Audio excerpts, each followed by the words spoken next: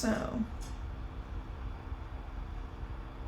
I'm gonna drag this window over here for a second. It's gonna be, I'm gonna stop the time. Okay. So,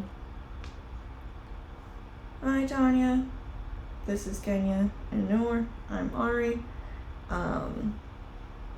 We're just introducing ourselves, but we're gonna get started with the materials, and you'll be able to meet them, you know, when we all meet at our next meeting.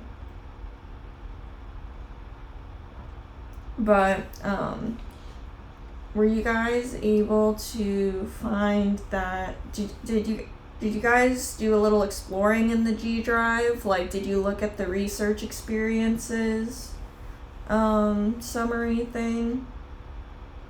I think it's called like broad research experiences or something. Yeah, I haven't had a chance to look at any of the papers yet though. Yeah, no, I didn't expect you to. So basically what I want you guys to do for that is read it in full, and then read the thing that says read me in full, like that full document. And then so there's 11 different labs I've done research in, and from those 11 different labs, I want you guys to choose 5 to 6 papers that interest you, and then read those papers. And you guys don't have the typical week to do this. You guys have until the end of your lectures to do this. So we have 4 weeks of lectures, right? Before we switch to like you writing your own project. So you have until like on the last week that, like on the 5th meeting, we will go over like brainstorming for your ideas on what project you want to do. So you have until whenever our 5 out of 9 meeting is to do this. But I just wanted to give you guys a heads up on it and allow you to start chipping away at it, so that way you guys didn't have to do it all in like a week.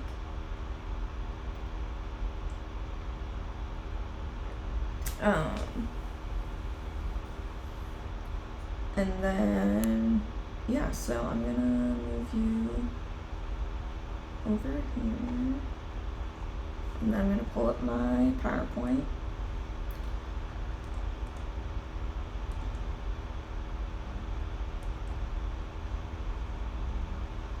So I guess the only important thing for you to have open right now is the worksheet, because you can either just like sit here and listen to me, or you can kind of fill out the worksheet as I'm talking, and then you know you don't have to fill it out later. So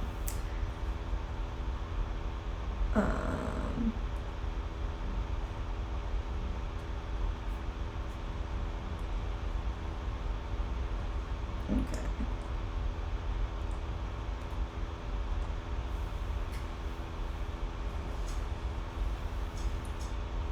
So you guys see my thing all good? My presentation? Okay, cool. So today we're going to do an introduction into transcription, translation, and protein quality control.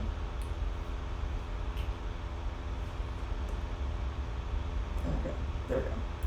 So, from what all of you guys said on your pre-program survey, you've all at least taken honors biology, so you guys should all be familiar with the central dogma.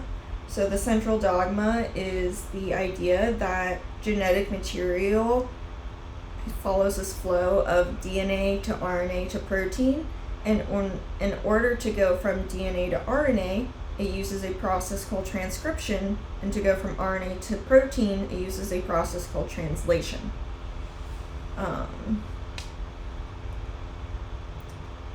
So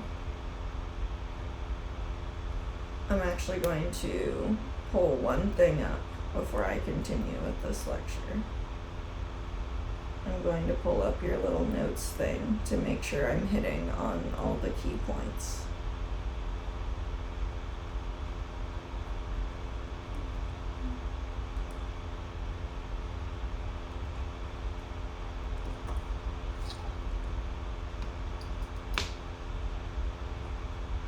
Okay, so what is transcription?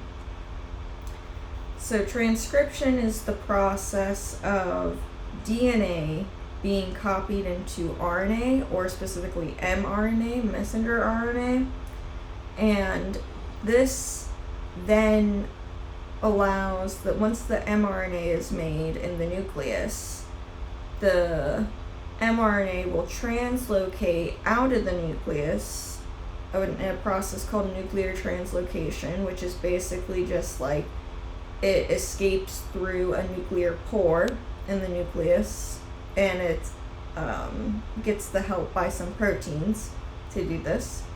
And then that mRNA will go on to be a protein after it gets translated.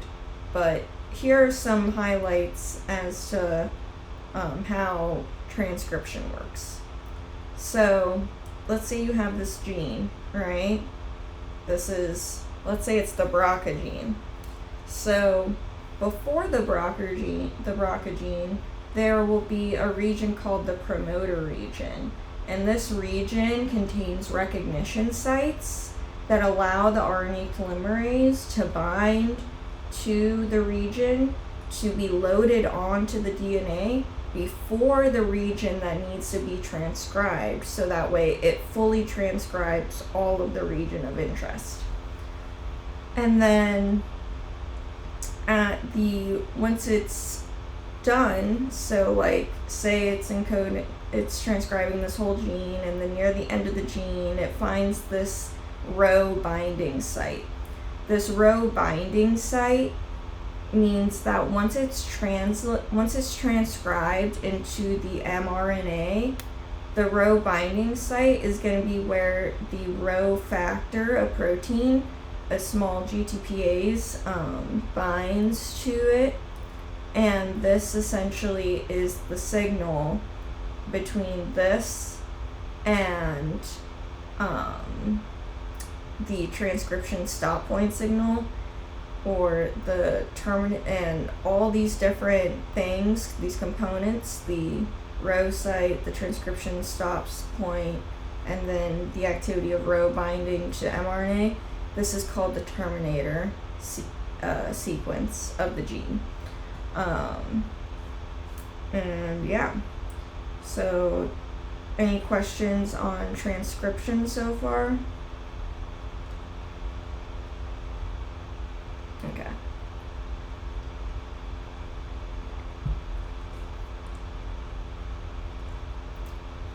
So you may not have any questions about transcription, but what are the standing questions in the field?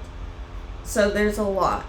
There's new research coming out every day discovering different proteins that translocate to the nucleus to aid in transcription, either the activation or repression of it. But the hottest thing in transcription right now is about transcriptional regulation of pausing.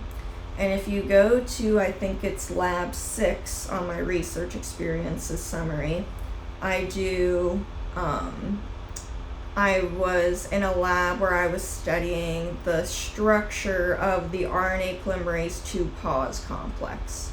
So the pause complex is where RNA polymerase II actually pauses, so it gets loaded on to the promoter region, right? It starts to transcribe, and then in a promoter proximal region, so we're in the gene, we're out of the promoter, but we're still near the promoter. All of a sudden, it just pauses. It stops. And it's been peculiar to scientists for decades. They're like, why does it stop? Like, we know it stops. we know it pauses, but why does it do this? And so getting an idea of it structurally, structure tells us a lot about function. We'll get into that later. But that's kind of like the hot spot in terms of transcriptional research. Another hot spot in transcriptional research is the presence of transposable elements or mobile genetic elements. So mobile genetic elements are sequences of DNA that were originally derived from viruses, ancient viruses.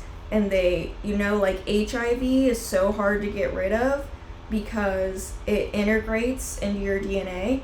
So these are ancient viruses that also integrate into your DNA.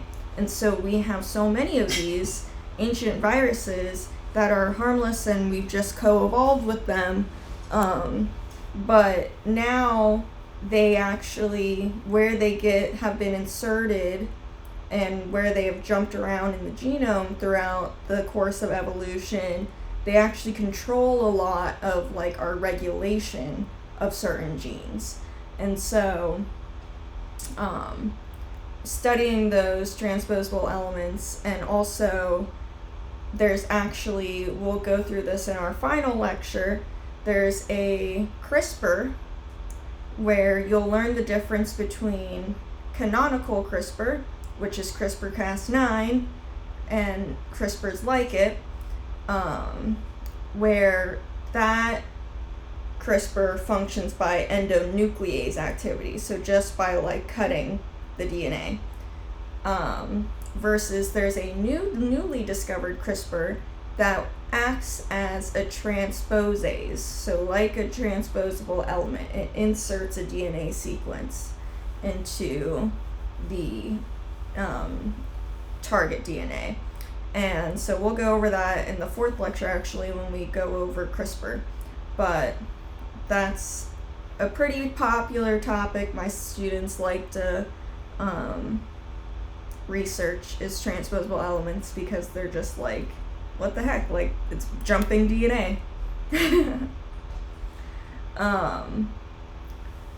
So I talked about this briefly, translocation to the nucleus. What does that mean? So basically what that means is, say you have all these proteins in the cytosol of your cell, but transcription does not just like occur. It requires proteins to make it occur. And a lot of times, and think about the flow of the central dogma, right? It goes from DNA to RNA to protein. Where are the proteins made? The proteins are made in the cytosol, either on the endoplasmic reticulum or free floating on ribosomes. And so once the protein is made, even if it's meant to be in the nucleus, it's already not in the nucleus anymore. It's in the cytosol because that's where it was made. So it's got to find a way to translocate into the nucleus. And it does that by using transporter channels. So that's what these are. And these transporter channels are specific to certain families of proteins. And they usually require signals from other proteins. Like here, the signal that it requires is phosphorylation of ERK kinase bound to IMP7, and that allows this cofactor, this co-chaperone, IMP7, allows ERK to be translocated into the nucleus, and then it can act as and then it phosphorylates a transcription factor, and then it helps with transcription. So even though central dogma says we're moving out of the nucleus, proteins at the end of the day, some proteins need to get back into the nucleus to help with transcription. So this is the process that happens by. Oh, I talked about this. So I talked about transcriptional pausing, right? Here's just like a figure about it.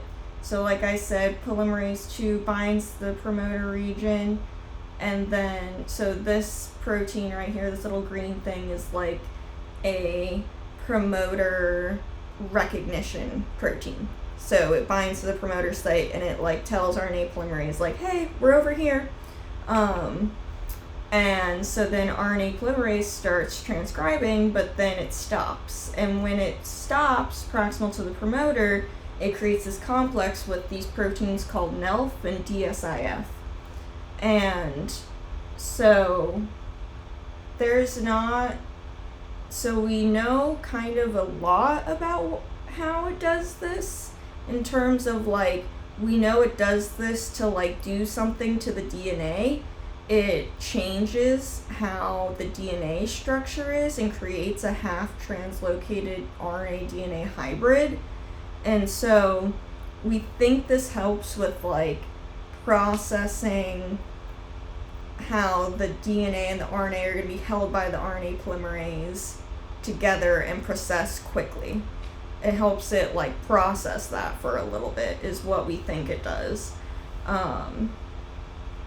But again, not really sure. Okay, so this is transposable elements that I mentioned. So just to give you one more thing about transposable elements, there's two kinds, there's two classes. There's retrotransposons and DNA transposons. Remember I mentioned that HIV is so hard to get rid of as a disease because it integrates into your DNA. Well, that's because HIV is a retrotransposon. And so in HIV, say you get infected with an HIV virus, right? So in the HIV virus, you're going to have this donor DNA. And then the HIV virus is going to empty all of its components into the cell that it infects, and transcription is going to occur cytosolically, which is strange, but it does. Basically, the virus hijacks the cell and says, like, I'm going to take your transcriptional proteins and use them in the cytosol, even though transcription normally occurs in the nucleus. And it creates this RNA intermediate. And then what happens is reverse transcription occurs to create copy DNA or cDNA. And so this cDNA is then integrated into the genome. It translocates in the nucleus and it integrates into the genome. And that's how you get infected with HIV. Versus DNA transposons, class 2 transposons are like those ancient viruses that I was telling you about. So they're kind of like harmless for the most part, and we don't really know why they jump around, and that's like a big purpose of why people still research transposable elements, because we don't know what's triggering them to jump around. We just know that they do. And basically how the jumping around works is you have this donor DNA site, let's say it's on chromosome 3, and there's an excision of the sequence, and then the donor DNA gets stitched back together where that excision was, and then there's target DNA, let's say it's chromosome 6, and then this DNA that gets excised gets integrated into the target DNA, chromosome 6, and then chromosome 3 just has less DNA in it because it was literally excised and stitched back together. And so this is called a copy and paste transposon, and this is called a cut and paste transposon. Okay, so any questions about any of that stuff before we move on to translation? Okay. So, what is translation? Translation is the process of mRNA being coded into an amino acid sequence by a ribosome by tRNA or transfer RNA being complementary to the mRNA coming into the ribosome and then linking up amino acid chains, because the tRNA at the end of it has an amino acid that's linked to it. And I like to think of it like this. This is how I always remembered it. Ribosomes are, the way this shape looks like always makes me think it looks like a monkey head. And so I would say ribosomes are apes. So APE. These are the different sites of the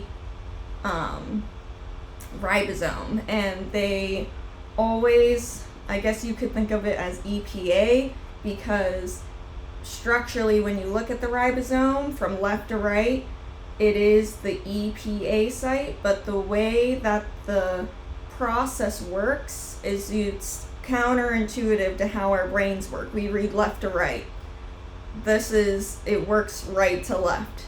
So the tRNA would be complementary to the codon in the A site, and then it's called the acceptor site, and then it slides over to the P site, which is like the processing or the placement site or something like that. And that's where the amino acid gets added on to the chain that is being built. And then once that amino acid gets added onto the chain and another tRNA kicks this anticodon out into the E site, then this phenylalanine would be below here, like below the trip. So it'd be met, trip, phenylalanine, and then it keeps on extending upwards. And once this tRNA is in the E site or the exit site, then it leaves. And it can be recycled by another amino acid binding to the tRNA again, and then going into a different ribosome where it's needed. And so tRNAs with specific amino acids know which order they have to go in because they contain an anticodon on it. And so this anticodon is complementary to the mRNA.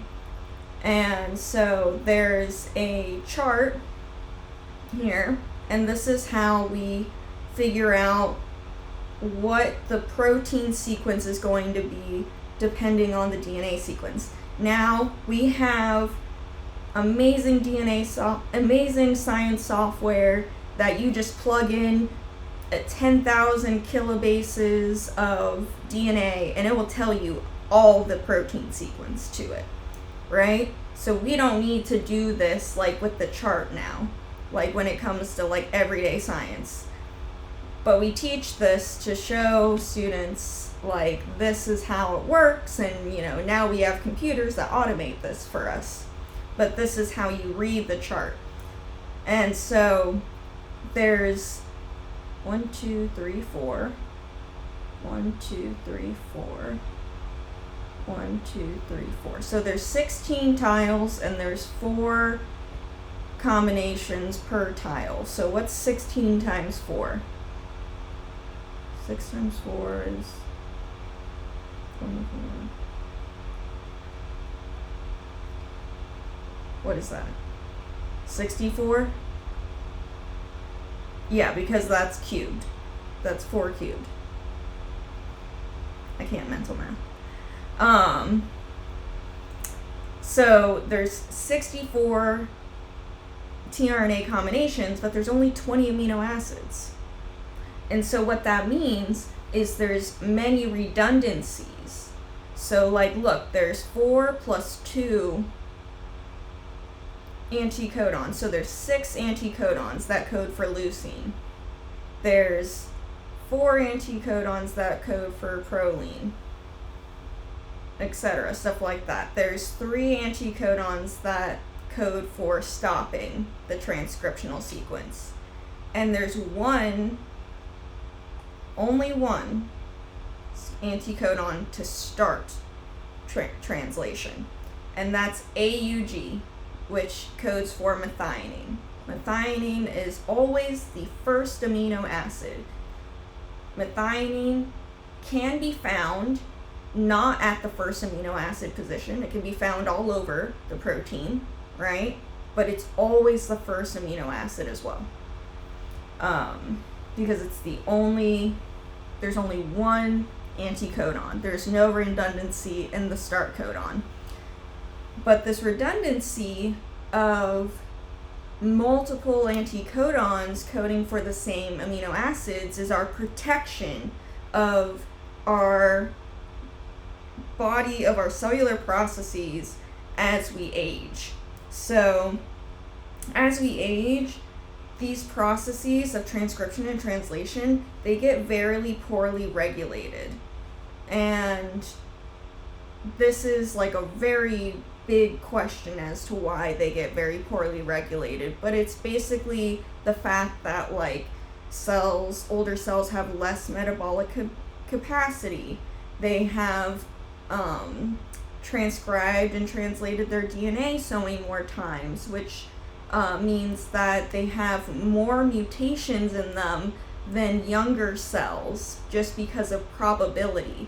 Like, you're going to have a chance of every time you transcribe something that a mutation is going to occur.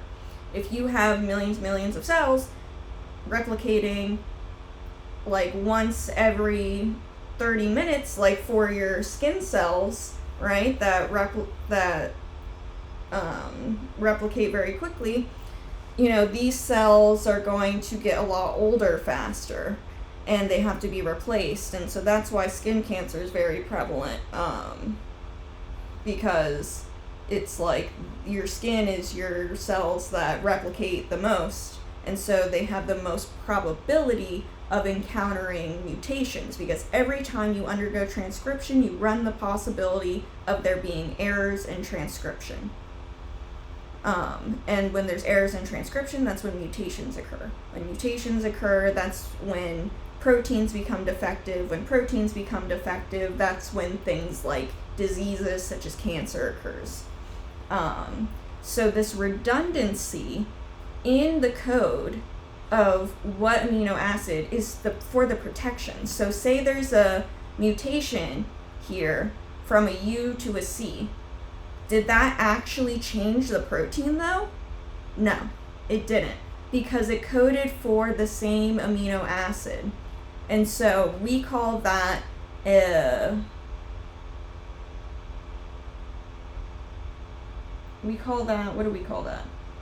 missense mutation. And so that basically means like there's a mutation here and the DNA sequence is different. But this did not cause a change in the protein sequence, and so functionally there's going to be no change. And this is important just like for our protection of our cells. So this is just a chart of the 20 amino acids I mentioned. If you decide to do something great in structure work for your project, memorizing these amino acids will be crucial to your structure work. If you don't do structure work, you'll see these again later in life, and you can memorize them later in life. Like eventually when you take like collegiate biochemistry, you have to memorize how to draw the structure. And I don't know if you know this from chemistry, but like amino acids have pKa's, which is like a constant about like their pH dissociation factor. So if you haven't gone over pKa's in chemistry yet, be happy, because pKa's, pKb's, they're a bitch and a half. It's a lot of math. But eventually you will learn this stuff. But what I want to teach you right now is the different cases of amino acids, the different groups of them. So the most important ones when it comes to protein-protein interactions are electrically charged side chains. So first, let me tell you this. If you look at all these structures, this region right here is the same in every amino acid. OH, double bonded O, NH2. This is the backbone of the amino acid. And the backbone gets linked, so this NH2 will make an interaction with this OH. And then the next, or let's do this one. So this NH2 will make a connection with this OH. This NH2 will make a connection with this OH. And that's how it like links up together. But that's the backbone. This variable region for each amino acid is called the R group. This is the region that's different on each amino acid and gives it its special properties. And so electrically charged amino acids are ones that are either their R group is positively charged or negatively charged. And these are important for protein-protein interactions because opposites attract. And so the positive and negative amino acids will really attract each other, and they cause bonds. They form ionic bonds. And these ionic bonds allow for proteins like that form a complex together for them to actually stably interact. There's different ways though that proteins can stably interact in a complex versus other than just ionic bonding. They can be covalently bound as well. And covalent bonding is when, so ionic bonding, remember, is when the electrons are kind of playing like this game of like, I want the electron, you want the electron, right? And it's this very dynamic, high energy interaction. A covalent interaction is when they stably share the electron pair that is in the bond. And so this stable interaction is usually done in the hydrophobic or the polar uncharged side chains. So polar is just like water is polar, right? So like you have an oxygen and two hydrogens, and oxygen is negative and hydrogen is positive, so you have polarity of that molecule. You have one side of that molecule being negative, the other side of the molecule being positive. That's what polarity means.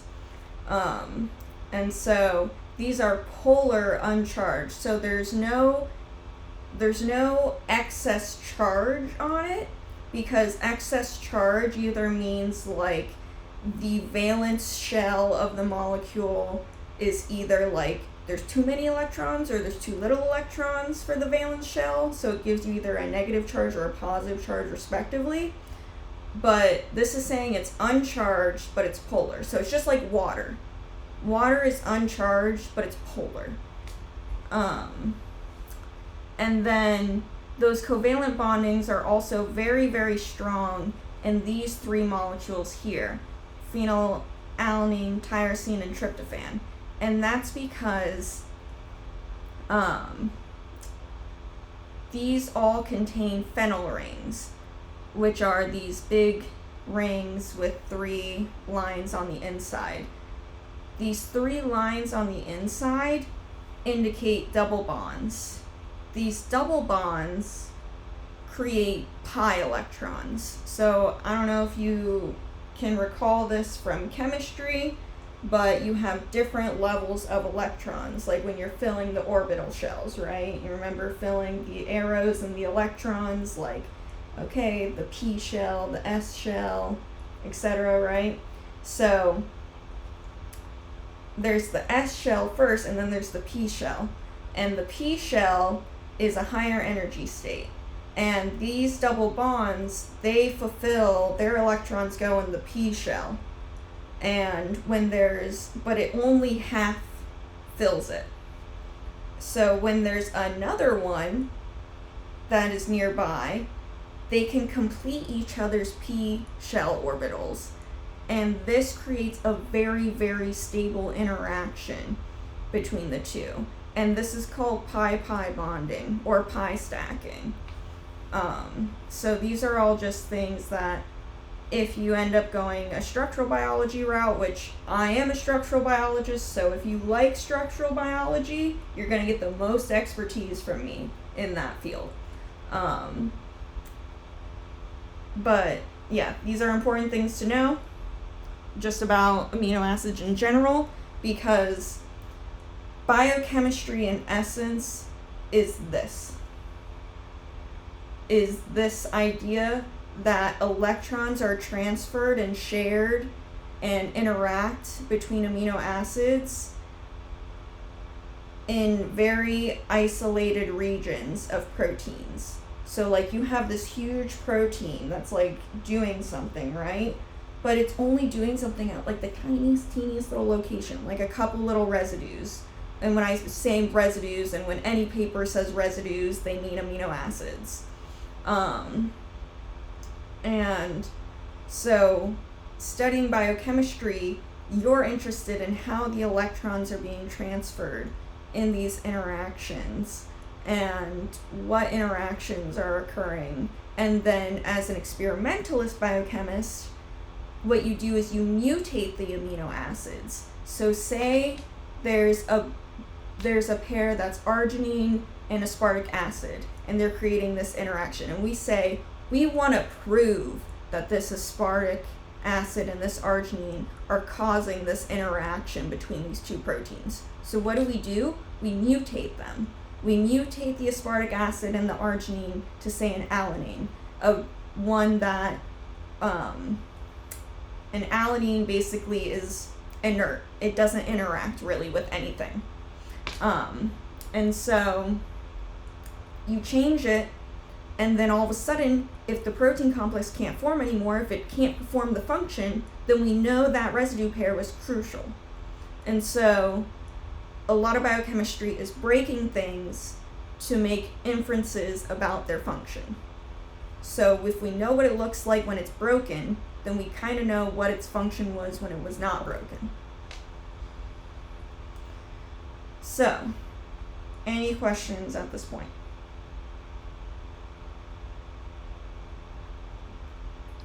When you say like mutating one of the, or whatever they're called, like one of the anticodons? Yeah, one of those, like, how would you do that? Do you have to use like high-tech material, or? So mutations normally, you mean like we purposefully mutate them to check the interaction. Yeah, so what we do for that is a process called cloning. It's not the canonical or the mainstream idea of what is cloning, like making a whole new organism or whatever that's a genetic identical copy. Cloning is the process of manipulating DNA and making recombinant DNA. And so I'm actually going to go through that at the end of my presentation, a little bit about what cloning is. So we'll talk about that in a bit.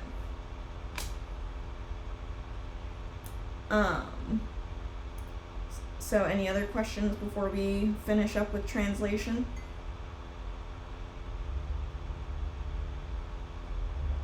Okay.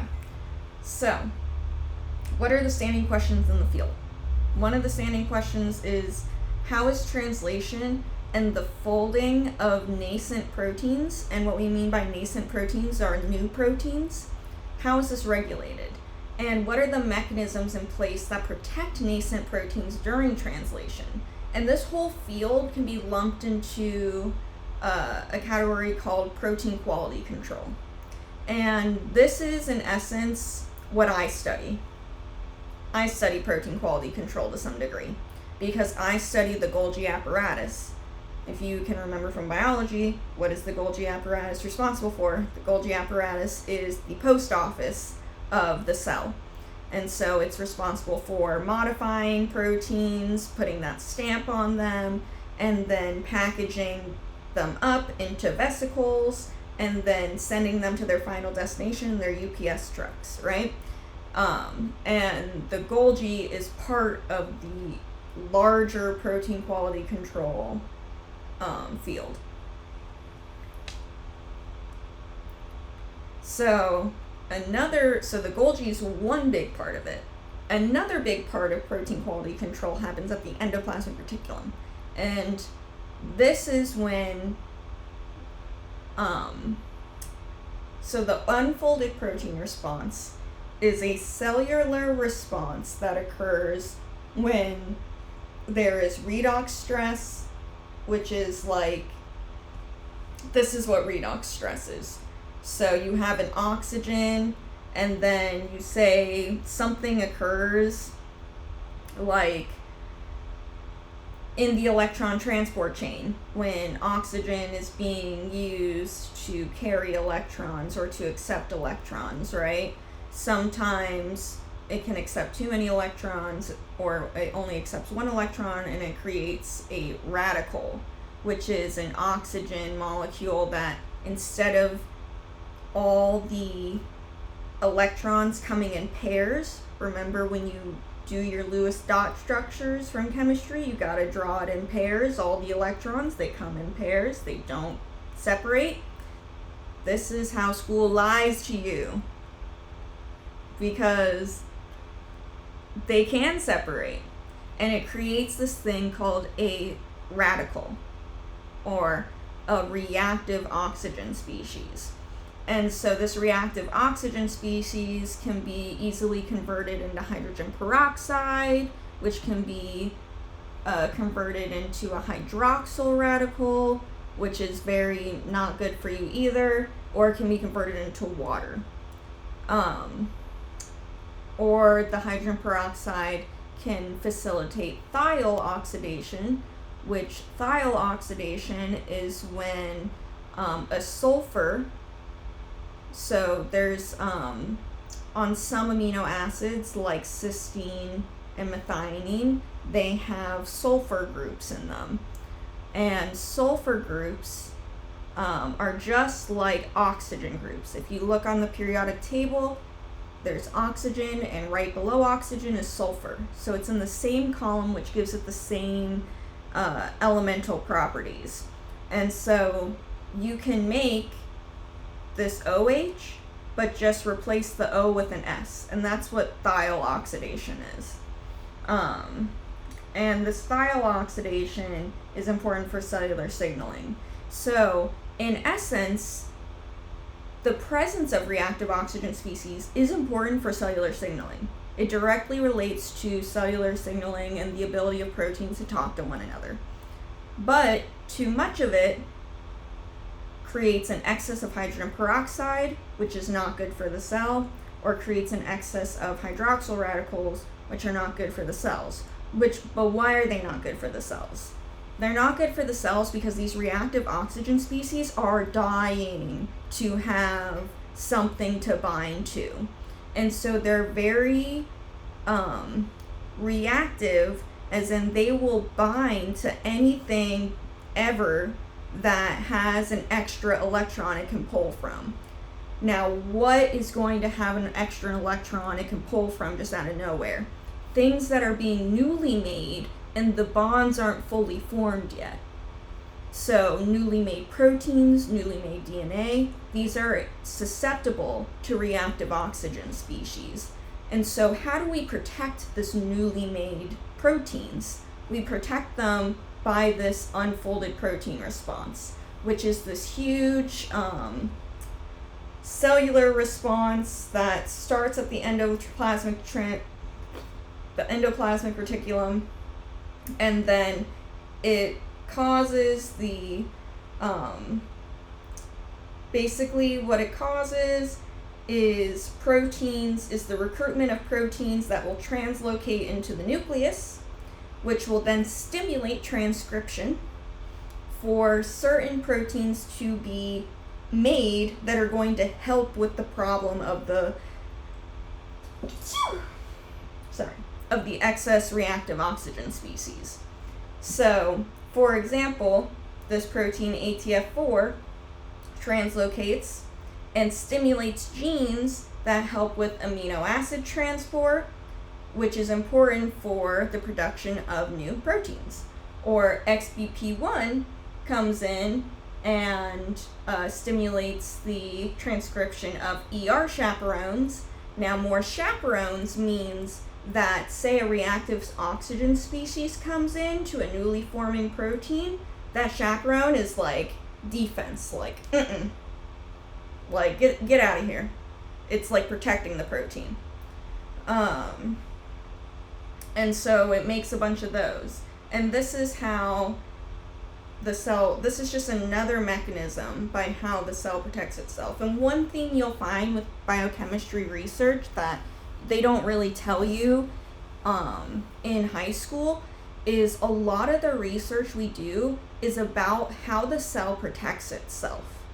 Because if we can understand the natural mechanisms by how the cell protects itself from foreign invaders, from mutations, from viruses, from things like that, we can exploit these mechanisms from a medicinal perspective and say, like, this protein normally does this function, and if we overexpress it, it does this function even better.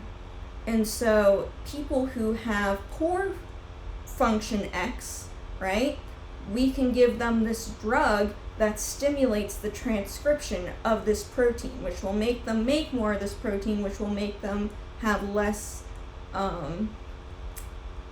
like symptoms or whatever, because expressing more of this protein gets rid of whatever cellular defect, right? And so a lot of biochemistry is just understanding how the cell naturally protects itself. And then we try to break that to understand what specific mechanisms and interactions are happening that are protecting the cell. So my last little thing here before I go into what I do is this idea that structure is directly related to function. So if you remember from biology, the last unit is evolution, and they talk about the Darwin's Finch experiment, or at least your teacher should have done that, and if they didn't, pour on them. This is a crucial experiment. But basically what Darwin's finches, when he did his big study in the Galapagos Islands, he found that different birds with different size, structure, beaks had different functions. And so, say the large ground finch and the ground finches, right, they had crushing bills, and so they were seed eaters, versus the warbler finch had probing bills, and so they were insect eaters. And tree finches had grasping bills and parrot-like bills, so they were fruit and insect eaters. And he found out that really, like the ground finches and the tree finches, they can live in harmony and they never compete with each other for resources because they have different resources that they use. And they have different resources that they use because they have different structures of their beaks. And those different structures of the beaks allows them to eat certain materials more effectively of one than the other. Like, for example, this warbler finch gets insects. Could you imagine this fat beak digging into the ground to find worms? No, this beak that's long and sharp is going to dig into the ground and penetrate the ground and grab that worm a lot better. Versus this beak wouldn't be able to break open a seed. It's too small. Versus this beak can just crush the seed. It's so big. And so this was the idea that structure and function are inherently connected. And you cannot have, like, basically, if there is a functional reason for something, there is a structural reason as to why that function occurs. So here's an example of this. These are all different protein structures, and these are structures that we got by either like X-ray crystallography or cryo-EM, and when I say we, I mean scientists in the fields in general. And so these structures of proteins vary wildly depending on their function. So for example, let's look at this protein, rhodopsin. What is rhodopsin for? Rhodopsin is the protein in your eyes that allows you to perceive light. And so one thing about how physics works is light, you only perceive light when those electrons actually stimulate those pi stacking interactions. So you see these two, these red and blue things, they're a bunch of helices, and so an alpha helix, so a spiral like this, right?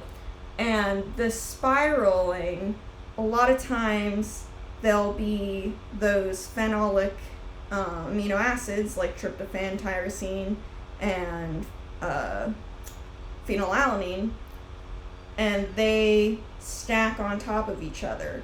So then the light comes and excites these pi stackings, and it's like a burst of energy, and this is how we perceive light.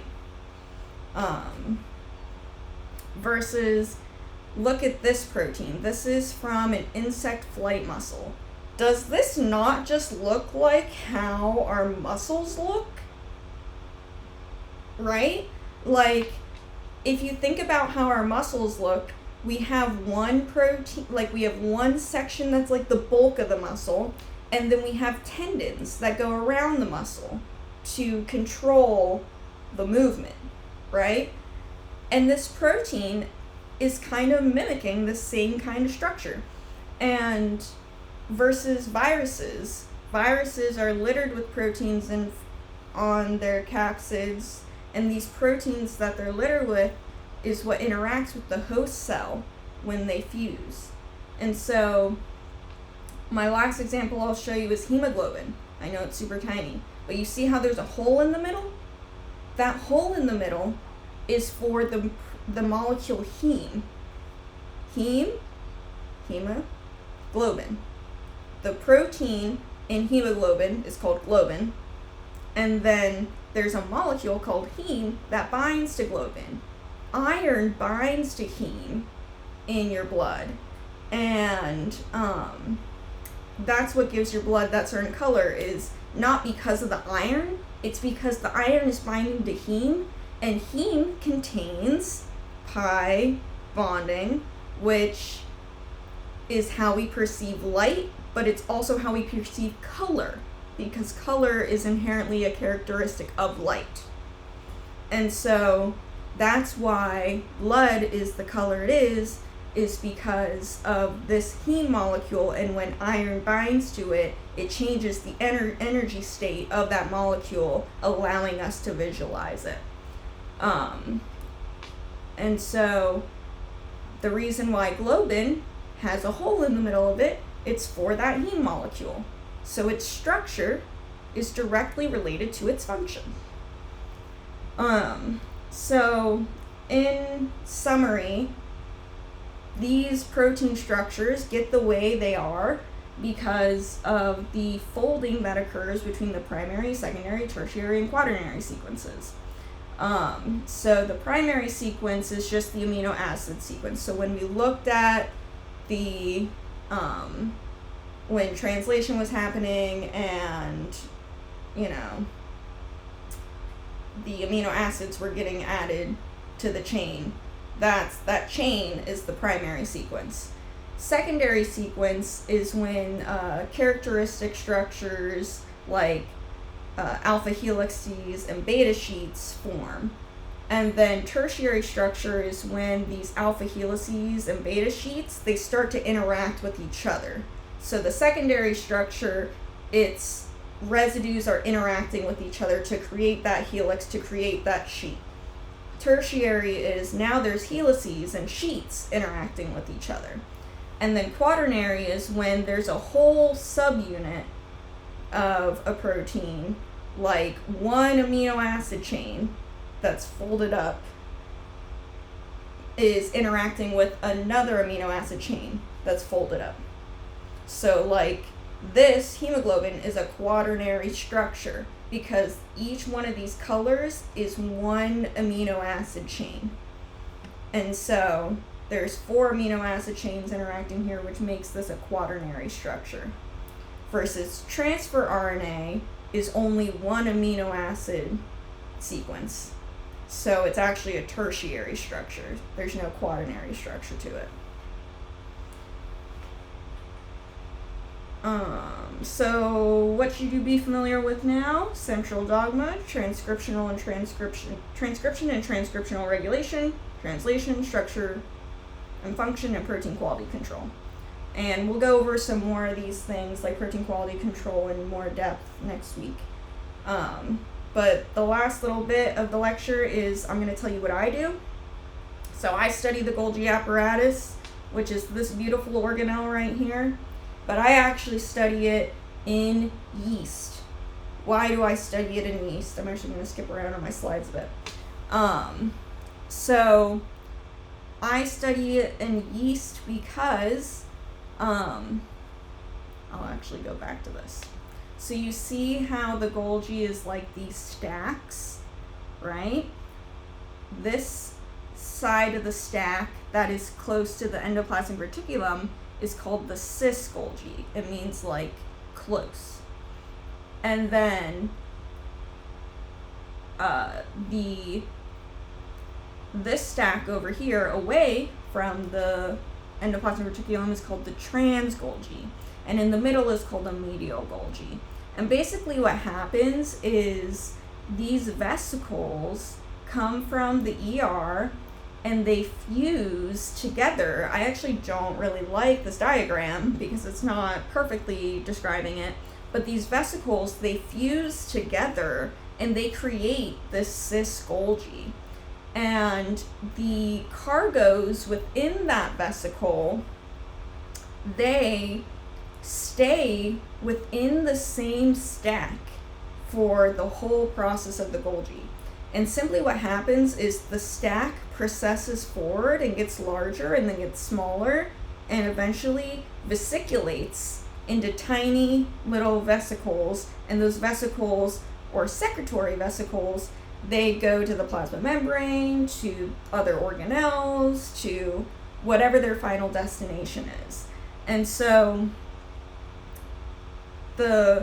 unlike the ER or the nucleus or mitochondria, the Golgi is not a stagnant organelle where proteins come and go. The Golgi is a dynamic organelle where the proteins enter in the beginning because they form the Golgi from vesicles fusing together, and then they mature into different compartments of the Golgi because different proteins, resident proteins of the Golgi, regulate this process. And the composition of the resident proteins and lipids is what defines the compartment. So like, for example, we know the GTPase, which is a protein that exchanges GDP, guanine diphosphate, for GTP, guanine triphosphate. It's basically like, think about GTPases as like a protein energizer. It changes from its inactive form, which is DP bound, to its higher energy state, which is GTP bound.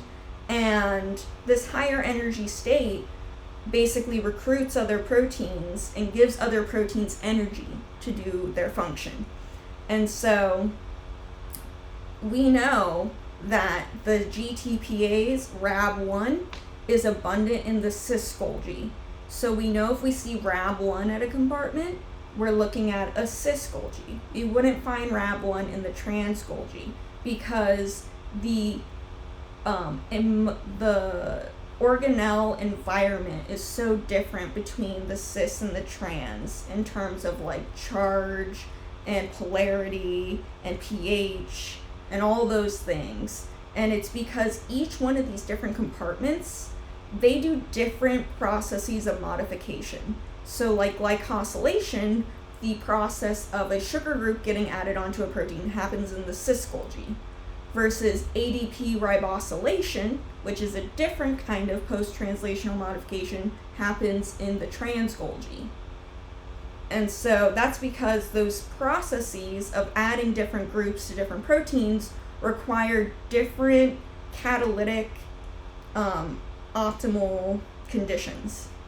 Like proteins, they function in a small set of conditions. Like I have to be a certain temperature, I have to be a certain pH, I have to have a certain amount of salt, all these things. Proteins are very particular. And when there's just minor change in those, sometimes the protein won't be functional anymore. But so I studied the Golgi apparatus, but like I said, I don't study, the Golgi apparatus I study does not look like this. The Golgi apparatus I study looks like this, just little dots. And that's because we study them in yeast cells. So when we study them in human cells and we want to see the temporal organization of, oh, this protein of unknown localization is in the cis Golgi or the trans Golgi, and we want to know where it's located, because where it's located tells us a lot about its function. And so you can't really do that in humans because their stacks are all together, so you don't have that resolution when you're actually looking in the microscope as to like everything just looks like combined together. You don't see like this is the cis Golgi, this is the trans Golgi, and they're separated, right? In order to do that in mammalian cells, you have to treat them with a drug called nicotazole. Nicotazole causes the Golgi to vesiculate into tiny vesicles, and it mimics how the Golgi looks in yeast cells.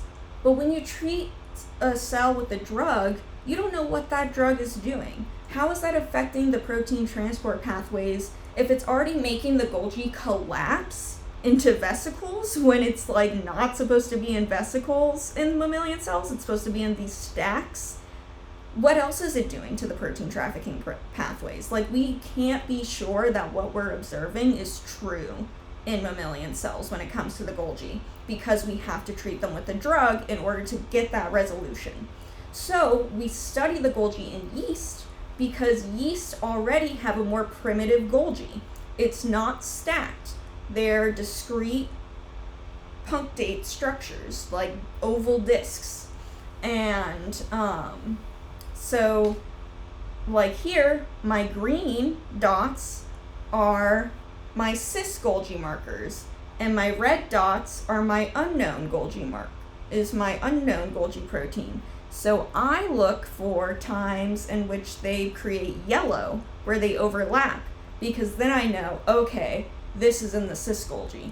And so I did this with like many different kinds of Golgi markers to figure out, where is my unknown protein? Is it in the cis Golgi, the trans Golgi? Is it in an endosome? Where is it? Where in the world is Carmen Sandiego? You guys are probably too young for that.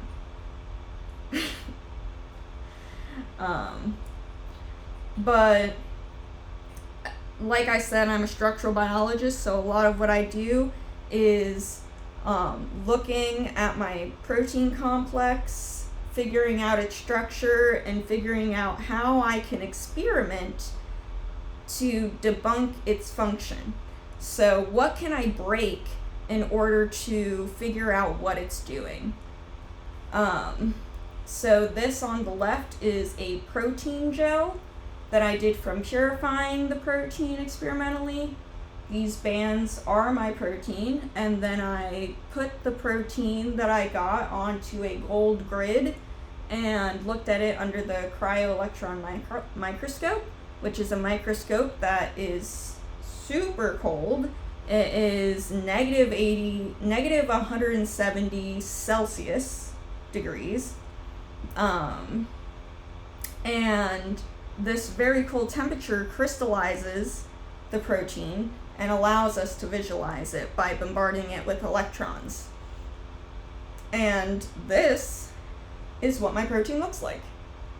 So from this just cluster of electrons that this data is collecting, I got this more refined structure where it has alpha helices and beta sheets and actual structural characteristics.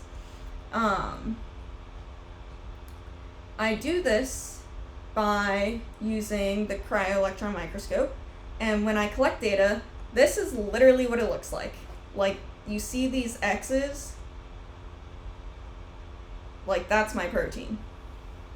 And so we then use really strong computers to analyze those electron densities of each one of these X's to get that clear resolution.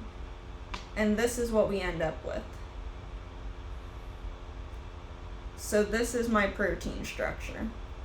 And what I'm actually showing here is a molecular interaction prediction between this protein MON2, the green one, and a GTPase called RAB1. And so I did this computationally. I mimicked this interaction because you see this helix right here and you see this helix right here. These are very close to each other. This tells me that these amino acids are interacting with each other. So I then looked at what specific amino acids are looking at each other or are interacting with each other. And that can tell me, okay, these are the amino acids I need to mutate in order to prove that this interaction occurs. So what else do I spend my days doing? I talked about I do cryo-EM, I do protein modeling, I do fluorescent microscopy, but a lot of my time is spent cloning, which is the process of making recombinant DNA, because in order to study the mutated protein, we have to mutate it from the jump, from the DNA. We can't just mutate a protein, we have to mutate the DNA, and then that DNA is going to make that mutated protein.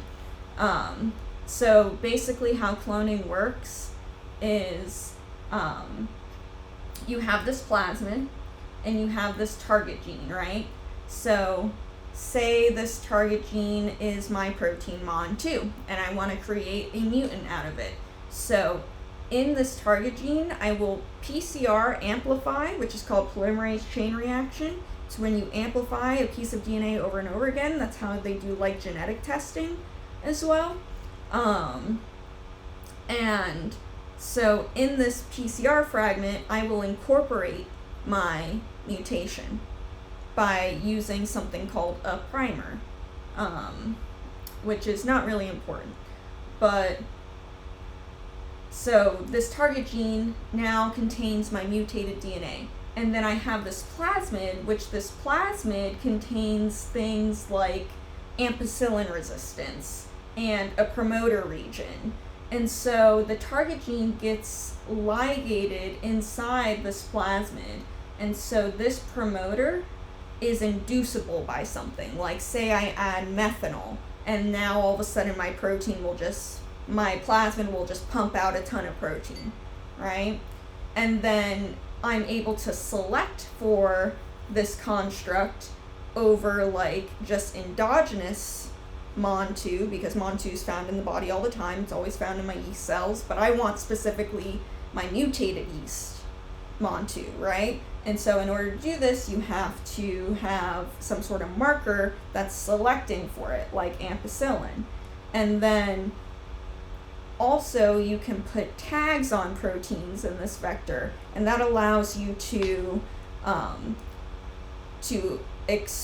express the construct, to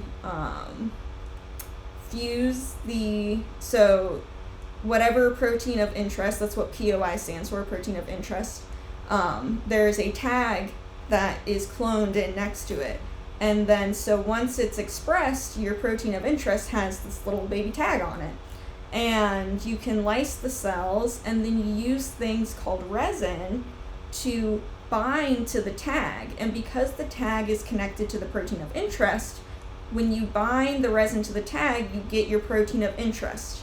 And then you can cleave the tag off, and then all you're left with is your protein of interest. And that's basically how I did this. So my protein had a tag on it. I expressed it. I lysed the cells, like broke them open, and then I used this resin to bind to my tag. And then I cleaved it off of the resin. And yeah, so that's how I got my protein. But yeah, so that's what I do. If you end up liking the Golgi, like when you do your readings and whatnot, that's great. I got a lot of expertise on the Golgi. It's pretty much what I'm an expert in. But I would say my next highest expertise that you could choose is going to be anything related to structural biology. So it doesn't matter what the concept is. It could be cancer biology, immunology, strokes, heart attacks, whatever. But if you're specifically looking at a protein or protein complex and you want to do some sort of computational structural project, that's my ish. And basically, like, I have my labs listed from 1 to 11 because that is essentially my scale of how much I know about these different projects. Because the younger I was when I did these projects, the less I know about it, because my understanding of science wasn't as in depth when I was doing these projects when I was a freshman and sophomore in college. So my number 1, which is my dissertation lab, I have the most knowledge in. And then going backwards, those are ones that I have a lot of expertise in. And it's just going to be easier on you if you choose a project that has a lot of expertise. If you choose a project where I have a lot of expertise, because then, like, if you have questions and stuff like that, 9.5 times out of 10, I'm going to know the answer, versus something that I have less expertise in. I may not know the answer, but I can help you find the answer. And so it's just a little bit different, a little bit more time consuming for both of us. So the way I used to let my students just choose any topic they wanted, but then I realized, like, 11 choices is kind of like a lot of choices. So might as well just give you all choices of things that I have experience in. And, I do get one student every now and then who really wants to do a project that's not related to something that I have experience in, and that's totally fine. We can do that. I'm just saying there's a lot more pros in terms of choosing something that I have experience in. So, we have 15 minutes left. Which means, I think what I'm going to do is I'm going to make a video about this in R.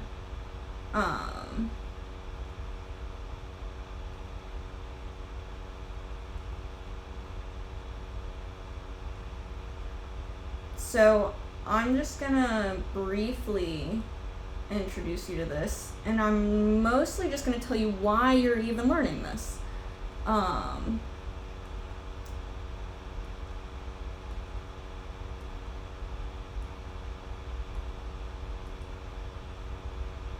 Okay. So, I want to introduce you to, because this can basically be a self-taught lesson. So I want to introduce you to how to do that.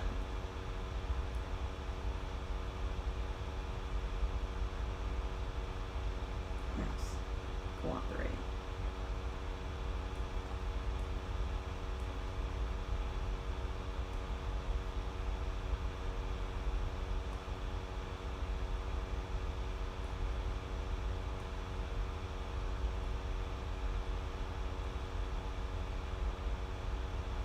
Okay. So, basically, if you look at the RMD file that's on Google Drive, you want to download that and open it in R. And you just do that by going File, Open File, and then choosing it. But before you do that, put the RMD file into a folder that you are going to keep for this for this class for always working in R. And this is going to be your R working directory. And then what you want to do is you want to go to Session, Set Working Directory, Choose Directory, and you choose what folder you want your working directory to be in. So like mine would be in week 1 for this one. And so now every time you knit, so like when you're done with your thing and you export it into a Word document, you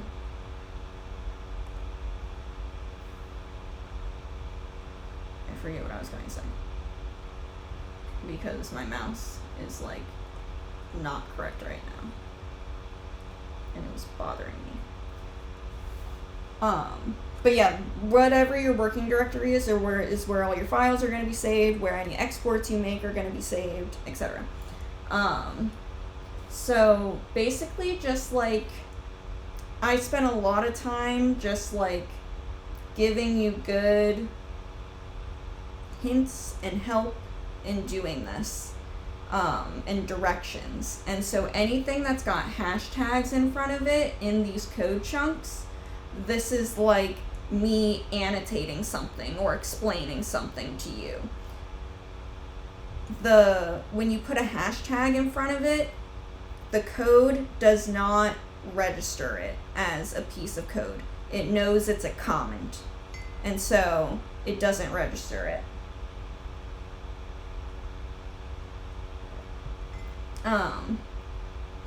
So first, and these code chunks, they align with the PDF that I sent you.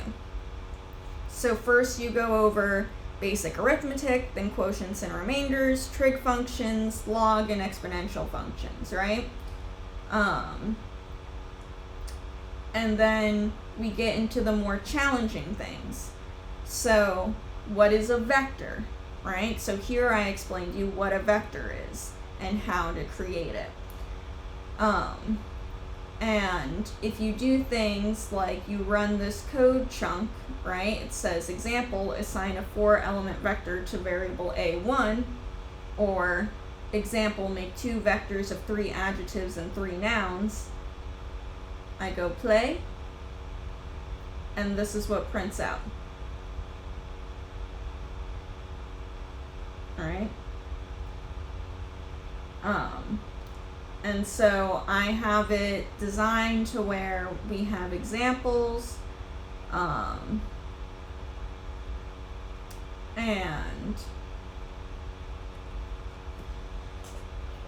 this is actually wrong. This should be, okay, if you guys are making note of this in your R thing, the first vector assignments, there should be another statement after example, assign a 4-element vector.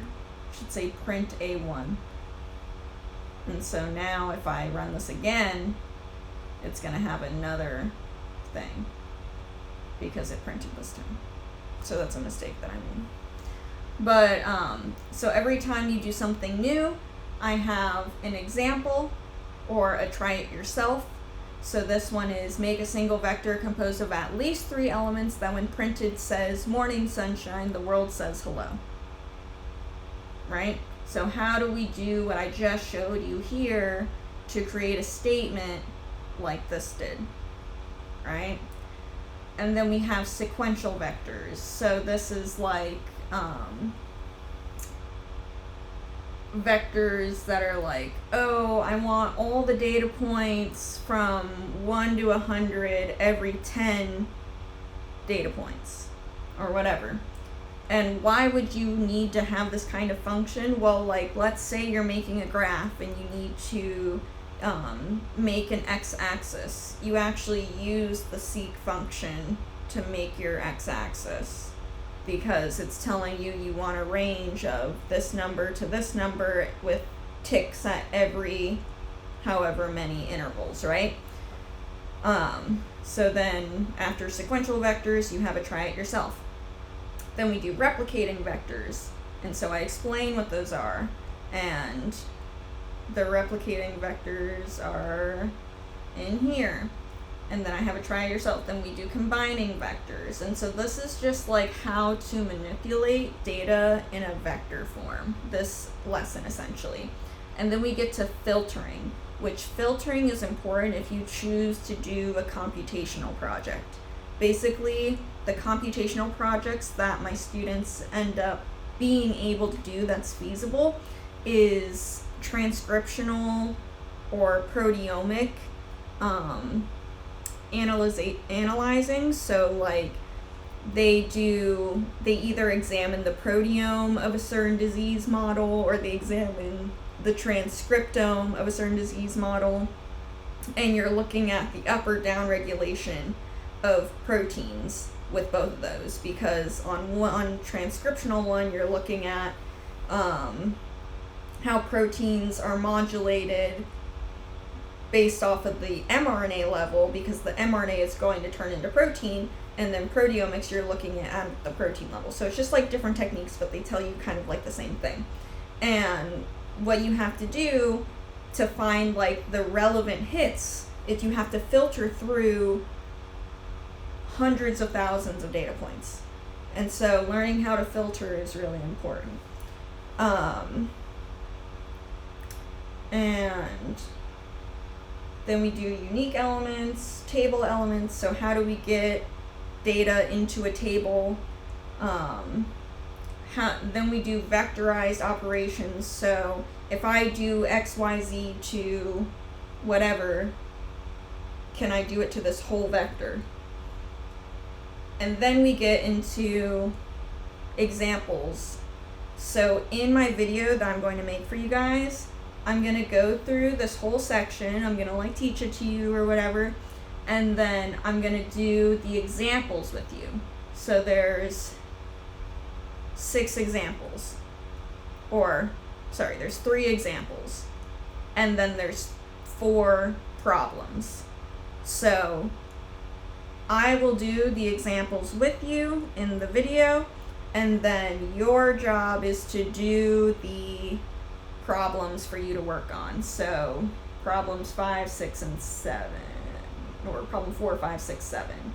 And then, so for some of these things, like you don't know this statistical formula, right? Just Google it. Like just Google, like what do each one of these things mean? Like X is this versus mu is the average of X. You wouldn't know that. So just, if you don't know something, try to Google it. If you can't, like, I'm not expecting you guys to get these 100%. I'm just expecting you guys to try your best. And this is more so just to orient you to R and to programming in general, because if you want to do anything in biochemistry, the way that the field is working is everything is computational. Like, you do an experimental project because you have computational evidence that this will work. And so computation is a big part of it, and R is debatably the easiest language to learn. I feel like it's the most intuitive, and I have a lot of experience with R, so that's what I teach my students. It's also very useful for statistical analyses. So let's go over what your action items are for this week. So for this week, so what you're going to do is, so you have your week 1 materials, right? You filled out this worksheet, hopefully, while we were talking. And then what you're going to do is you're going to go to submissions, you're going to go to your name, and then you're just going to upload the worksheet to it. Okay? And then you're going to, so I will upload lecture recordings, and then I'll make a new folder called R lessons. And you can watch, so like Tanya will watch the lecture recording, but then all of you guys will watch the R lesson.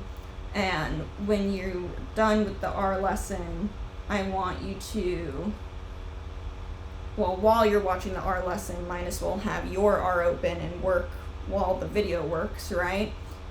And then what you're going to submit when you're done is the bottom part of the thing says, simply click the drop down arrow next to knit, and in the toolbar say knit to Word. So you're going to do this, and it's going to, we'll just do it. And this is why you have to set your working directory, because where this just saved was the working directory that I set. So this is everything. Like basically when you do your examples and stuff and your problems, they'll come up here. And then what you do, because it doesn't really let you save it in this form, you have to go File, Save As, PDF. And then you upload the PDF to your submissions folder. So just so you know, so you can get this idea in your head, you have an assignment called a milestone, and that is in between your, first you do your research question, then your research proposal, then your research outline, and then your milestone. Your milestone for my individual program is usually just like compile your citations, but because you guys are doing worksheets and stuff like that, I'm going to give you guys a break that week and not actually give you anything that's due. And what's going to be due is I want you guys to compile all your worksheets and your R PDFs into one PDF and submit that PDF to Lumiere. And so it's important for you to not lose the work you're doing, submit them, because then, you know, say you can't find it on your computer, you can always go back to the Google Drive and download it and merge them into one PDF, and then you can submit that to Lumiere. I guess the last thing I'll go over with you guys, because we're just about done, is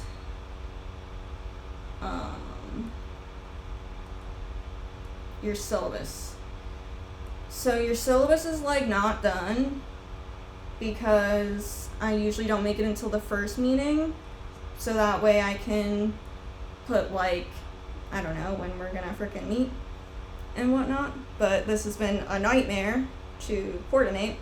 So we're going to, basically what's going to happen is I'm going to make another poll.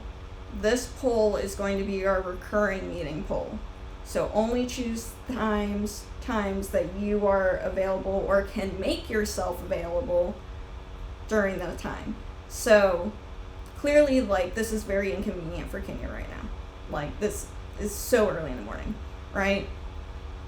We want to avoid that at all costs. So choosing times that are like slightly inconvenient for you, you know, could be a big difference for someone where it's like majorly inconvenient, but they're gonna do it anyways. So you have to have this give and take of like, yeah, I had these plans, but I can move them around. If you can move it around, you're available.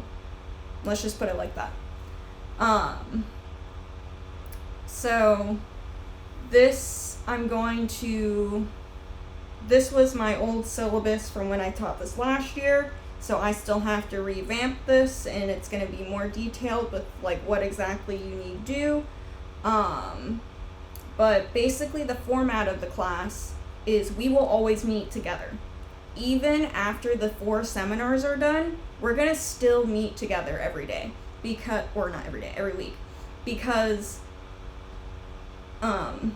you guys learn a lot from me and from reading and from taking in this information, but you learn just as much from each other, because what you're gonna see is that each one of you are gonna do each one of these assignments so wildly differently. And you're going to be able to be inspired by other students' ideas and how they interpreted the directions. And you're like, oh, that was really cool. Maybe I should incorporate this into mine. Or I liked how they used this language, so I'm going to incorporate that into mine. And it's not plagiarism or anything like that. It's just you guys are helping stimulate each other's ideas and improving each other's things. It's literally the process of science called peer review. And it's to simulate what it's like to be in a lab, because every week we have lab meeting, and we go over like, this is what I did in lab this week, this is what I'm struggling with, this is what worked, this is what didn't work, can I get some advice or some help to help guide me as to what I can do so that I can get this to work if it's not working. Right? So during our lab meetings, it's time for you to be like, I feel like I just can't connect these 2 ideas together, and I need to brainstorm better ideas to connect these 2 ideas into one cohesive thing. That's the time to bring it up, because then we can all put our brains together and work on that. So we're gonna meet at the same time every week. And then I'm going to send out another poll that is another time that you guys are potentially available. And this time will be for my office hours. And so that's where you can come to me and talk to me individually about your project. Like if you have specific questions that you just aren't comfortable asking in front of the class because you feel dumb or whatever reason, you can come to me during my office hours to talk to me then. Or if I tell you, like, maybe the answer I need to give you is too loaded for the lab meeting, and so I'll be like, come to office hours this week and we'll go over this more in depth. So this poll for office hours, you want to be available for this, but it's optional. If you don't feel like you need to meet with me, don't come. And I will just sit in the Google Meet room for an hour waiting for you guys, and if no one shows, no one shows, and it's no big deal. And I'll like when we don't have meetings, when we don't have office hours, etc. But because you guys are like kind of already behind because it took so long to get this going, there's not really going to be any break weeks. We're just going to go from week to week to week working on the submissions. But yeah, I also have like a whole section in my other syllabi that's like tips for writing papers and stuff like that, and I'll add that in here. So I'm thinking today I'm gonna work on this, but I need you guys all to respond to the poll, and we need to find a recurring day and time. So I'm gonna send the other polls today around 10:30 because I got a dash to lab for a presentation that I gotta attend. But once I'm in that presentation, because once I just have to be there because I need to be there. I don't really pay attention. So once I'm there, I'll send out the polls for you guys to fill out, and once we find a day time that works for everyone, that will be it. And there'll be 2 links, one for office hours, one for group meeting time. Or actually, I'm just gonna send one link and like choose one other hour during the day that you guys are available. But anyways,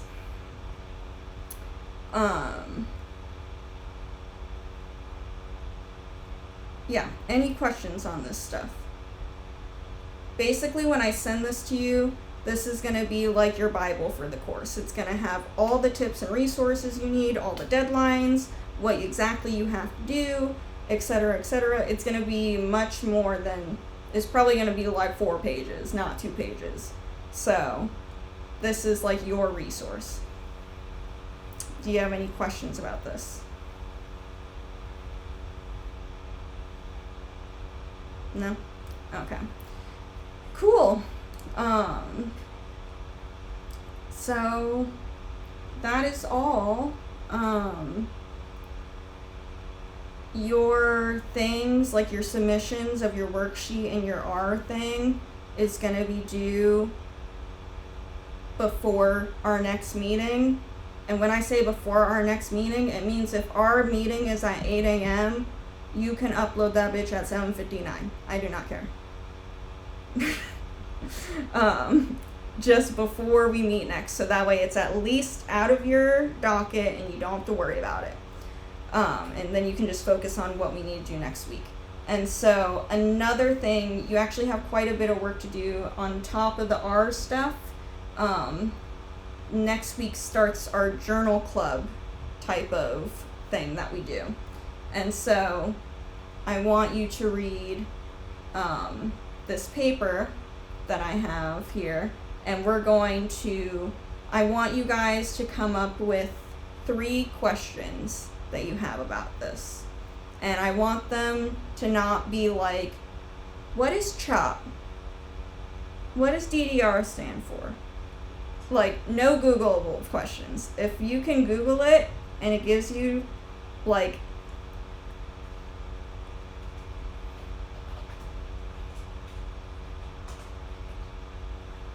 let's say this, DDR biochemistry. What comes up?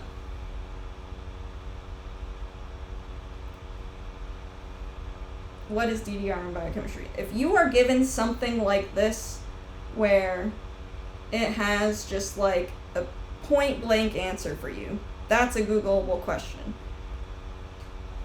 Now, if you ask it something like, I'm not screaming at it.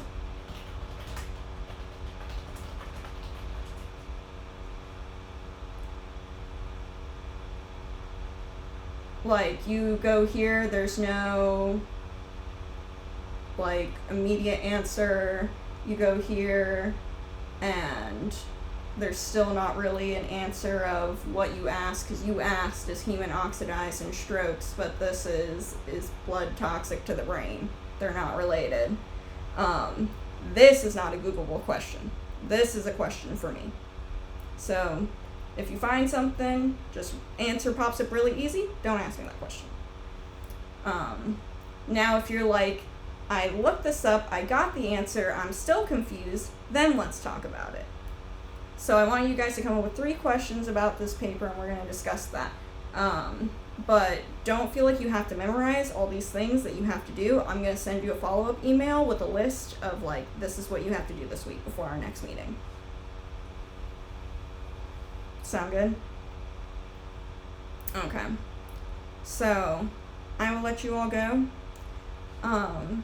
Maybe take a nap, Kenya, before you have to do stuff. If you can. I have to wake up at like 7:30 anyway, so it'll be a short one. But yeah, so hopefully we'll have a good time for everyone, because we're all different time zones, and we'll just all have to, maybe it'll be a weird time where it's like, I'm thinking maybe the nighttime might be easiest for us, because that would be the morning for you and Tanya, for Nora and Tanya, and then that would be like the night for me, and it'd be the evening for Kenya. So I think that will end up best. So let's try to aim for that. So if like Nora and Tanya can clear up their mornings to spend the morning doing the meetings, and then I don't know why you'd be busy at night unless you're going out partying, but at 16 I don't think you're doing that. But yeah, anyways, it's been a long meeting. there's been a lot of information. You'll get an email from me debriefing all this, and I will see you guys next week when we figure that out, and I hope you guys have a good rest of your day. Thank you so much. No problem. Bye-bye.